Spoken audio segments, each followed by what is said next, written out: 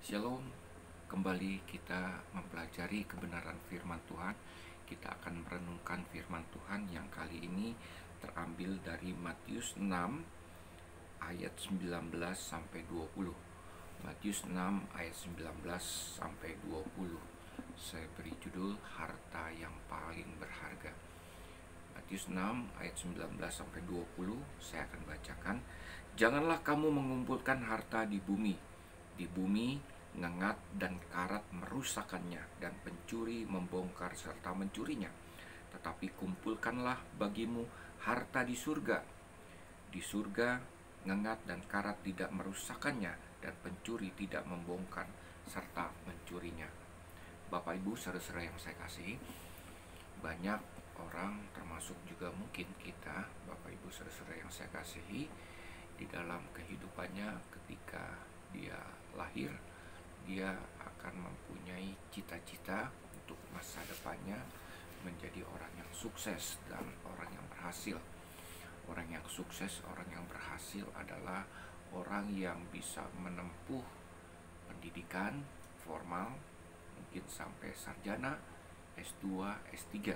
Bapak Ibu saudara yang saya kasih, kemudian dia akan mendapatkan pekerjaan, lalu dia mendapatkan gaji dari usahanya tersebut, ya. Lalu kemudian dia memiliki harta, beli mobil, beli rumah, dan pada akhirnya dia hidup settle, ya.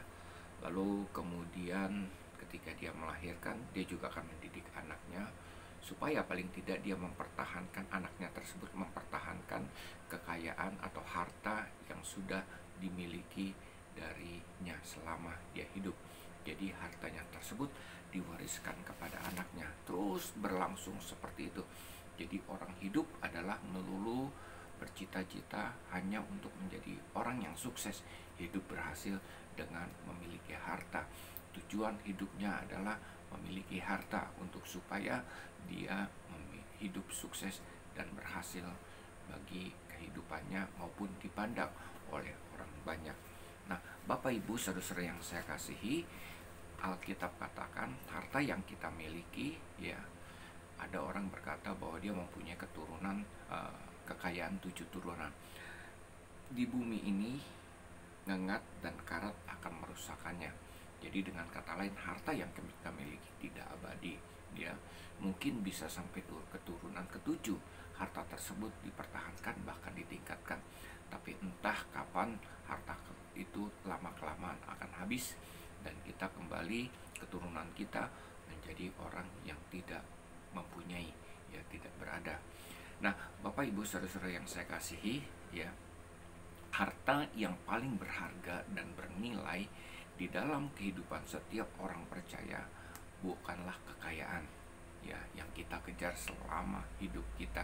Tetapi harta yang paling berharga, yang paling bernilai buat orang yang percaya, itu yang sudah menerima Yesus sebagai Tuhan dan Juru Selamat di dalam kehidupannya, adalah dia memiliki Tuhan yang namanya Yesus Kristus, Allah yang turun ke dunia, Allah yang mati di kayu salib, kemudian dia dikuburkan, dan pada hari ketiga dia bangkit, dan dia hidup dengan murid-muridnya 40 hari berinteraksi, lalu kemudian dia naik ke surga, dan dia berjanji akan datang kembali untuk menjemput kita, orang-orang percaya. Nah, itulah harta kita. Harta kita adalah Tuhan Yesus yang sekarang ada di surga. Dan bukan hanya dia di surga yang menantikan kita, dia akan turun lagi untuk menjemput kita. Dia juga mengirimkan rohnya, yaitu Roh Kudus. Supaya apa? Supaya menyertai kehidupan kita, menolong kehidupan kita, menghibur kita ketika kita mengalami pencobaan, penderitaan di dalam kehidupan ini. Hidup kita disertai Tuhan. Roh Tuhan tinggal di dalam kehidupan kita. Dia memelihara kehidupan kita.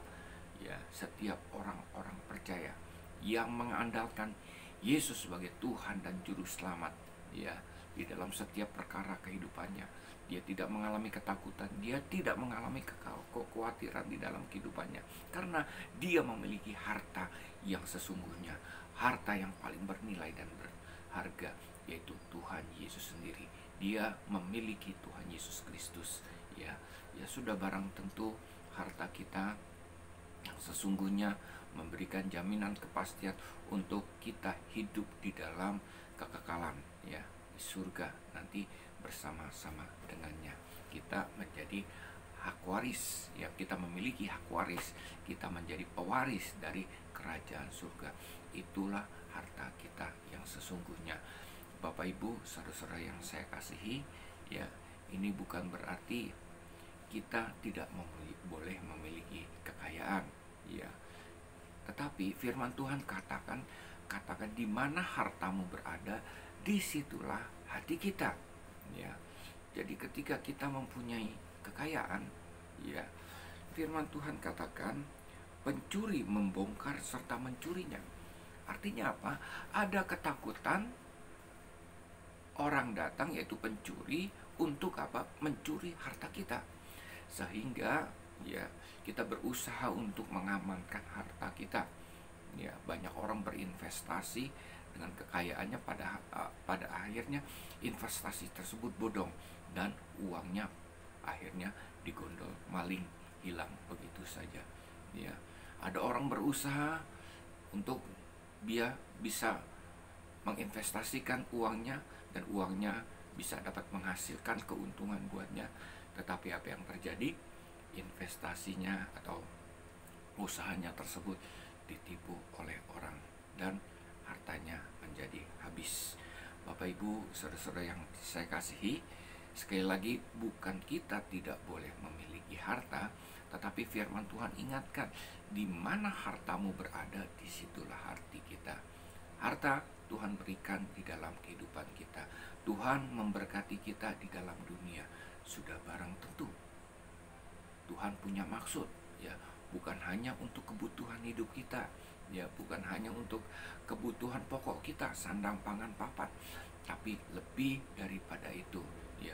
Tuhan mau memakai harta yang Tuhan berikan kepada kita untuk memperluas kerajaan Allah, untuk pekerjaan-pekerjaan Tuhan.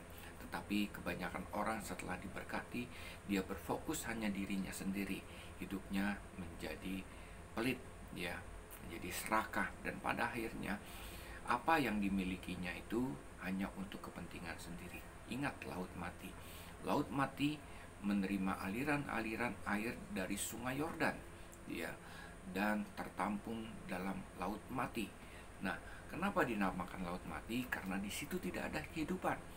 Laut mati hanya menampung air, tetapi tidak mengalirkan air, sehingga lama-kelamaan dia menjadi laut yang asin sekali, sehingga tidak ada satupun makhluk hidup yang bisa hidup di situ. Beda dengan sungai Yordan. Sungai Yordan dari Mount Hermon, dia menerima aliran tersebut, terus dialirkan ke laut mati. Bapak Ibu, di sepanjang sungai Yordan ditemukan kehidupan, ya, ada tumbuh-tumbuhan, ada makhluk air, ikan, dan lain sebagainya, ya. Jangan kita menjadi laut mati, ya. Di mana hartamu berada, disitulah hati kita.